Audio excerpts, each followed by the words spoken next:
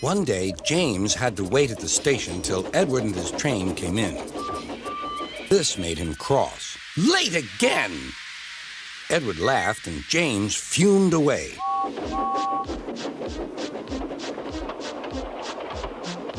After James had finished his work, he went back to the yard and puffed onto the turntable.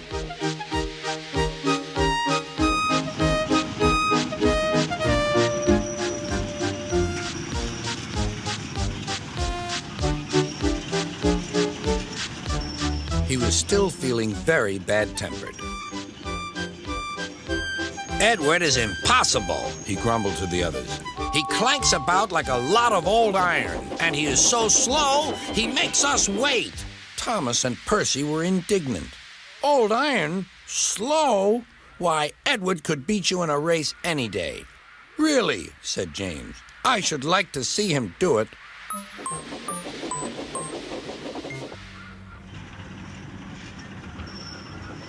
Next morning, James's driver was suddenly taken ill. He could hardly stand, so the fireman uncoupled James ready for shunting. James was impatient. Suddenly, the signalman shouted. There was James puffing away down the line. All traffic halted, called the signalman.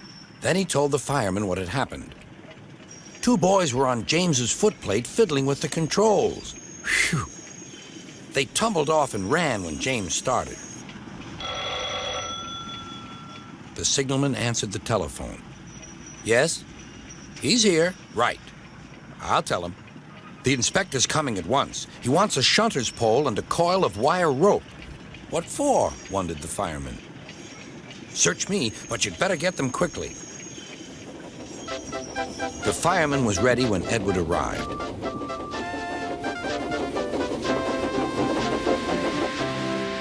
The inspector saw the pole and the rope. Good man, jump in. We'll catch him, puffed Edward. James was laughing.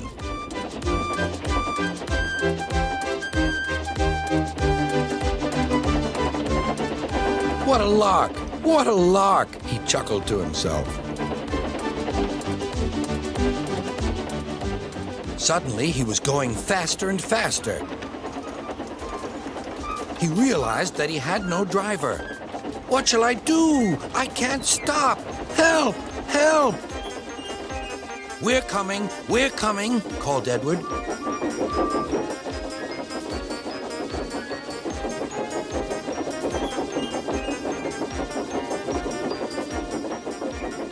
Edward was panting up behind with every ounce of steam he had. At last, he caught up with James.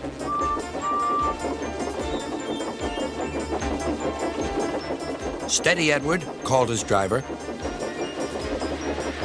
The inspector stood on Edward's front, holding a noose of rope and the crook of the shunter's pole. He was trying to slip it over James's buffer.